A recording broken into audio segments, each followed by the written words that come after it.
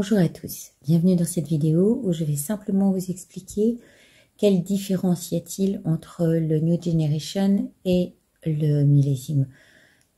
Les différences sont toujours importantes et je pense qu'il est bien de savoir pourquoi et à quoi cela peut servir dans l'interprétation des cartes. Dans le New Generation, il y a les empreintes, donc les empreintes qui sont la carte du consultant par rapport à l'original, qui est donc le numéro 77, et la carte 65 qui représente la spiritualité, les émotions et le monde de la pensée. Ces deux cartes ont changé, déjà par rapport à l'original, mais aussi entre le New Generation et le millésime. Quelles sont ces différences? Alors, on va commencer par la carte spirituelle. Là, donc, la 65, donc. Cette carte spirituelle, elle a le mot, les trois premières lettres du mot spirituel, S-P-I, qui rappelle le safran, le pourpre et l'indigo. Et il est marqué d'une certaine manière où le bleu indigo fait partie du troisième œil, du monde de la pensée. Donc c'est pour ça que je l'avais dessiné en haut, et enfin coloré en haut, je ne sais pas comment vous dire, mais qu'il apparaît seulement dans le New Generation. À l'inverse, dans le millésime, il apparaît en rouge. C'est-à-dire que là où il y avait la place du bleu, habite dorénavant le rouge. Pourquoi? Parce qu'en fait, avec le monde, avec notre pensée, avec notre esprit, avec la force de notre esprit, nous pouvons manifester la matière. Nous pouvons créer ce que nous désirons. Donc, emprunt de notre sang, puisque être dans la matière, c'est devenir humain, et c'est aussi mettre en action ce qu'on fait dans notre présent. Et ce rouge, c'est le présent. Le pourpre est le présent, est la couleur du présent. Nos actes qui deviennent matière. D'accord ?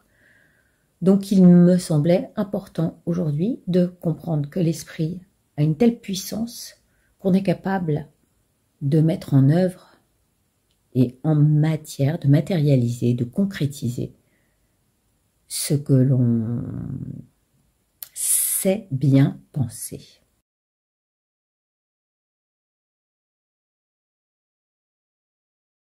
D'où l'idée aussi de ramener à la loi de l'attraction.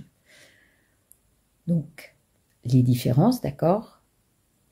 Le bleu, dans le millésime, reste de la pensée et on concrétise jusqu'à pouvoir exceller dans le monde de l'esprit et matérialiser ce dont on est capable parce que on sait faire abstraction, je vais y arriver, de toutes les informations nocives et négatives.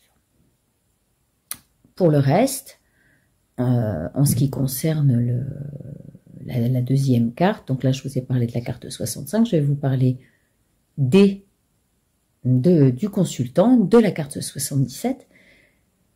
Cette carte qui était le consultant, eh bien c'est elle qui a en mémoire ce qu'elle a ramené de son karma, donc il y a l'idée de karma dans cette carte-là, et karma qui veut dire action du passé, mémorisé, et de ce qu'on va faire pour l'avenir. Bon, je résume.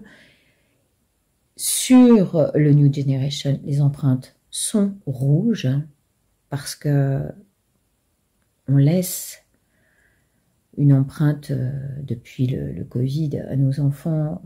On va devoir mettre le double dans nos actions, enfin, qu'est-ce qu'on va faire? Qu'est-ce qu'on va faire de notre actif? Qu'est-ce qu'on va faire de cette précieuse vie humaine? Donc le rouge est beaucoup plus présent dans le New Generation parce que c'est à eux qu'il revient, après nous, de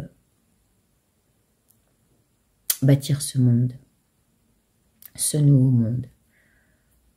Et dans le jeu, le millésime, il y a les empreintes dorées. Ces empreintes dorées, ce sont toutes les mémoires qu'on a dans le disque dur, dans, je l'ai mis, mais aussi karma, il y a rime avec plasma, et ce dans quoi on a baigné. Donc toutes ces empreintes, on les ramène avec nous. C'est une mémoire qui éclaire. Et voilà pourquoi il y a des différences entre le millésime et le New Generation. Ce serait dommage quand même que, ben oui, on